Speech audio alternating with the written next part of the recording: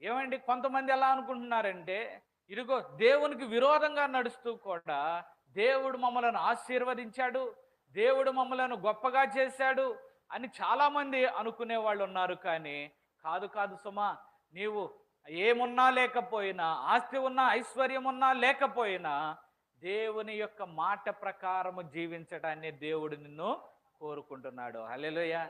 అది గొప్ప రాజైనా, పేదవాళ్ళైనా, సామాన్యులైనా, ఎవరికైనా దేవుని మాట వినటమే శ్రేష్టమట. దేవుని యొక్క మాట వినటమే శ్రేష్టము. హల్లెలూయా. హల్లెలూయా. ఆయన అంతకు మించి ఏమీ కోరుకోవడంలా. ఆయన మొదటిగా కోరుకునేది ఏమిటంటే నీ హృదయాన్ని కోరుకుంటున్నాడు. నీ హృదయమును కోరుకోవడము అనగా నీ హృదయములో ఆయన ఆజ్ఞలకు నీవు విలువనిచ్చి ఆ ఆజ్ఞల ప్రకారము జీవించడాన్ని ప్రభువు కోరుకుంటున్నాడు.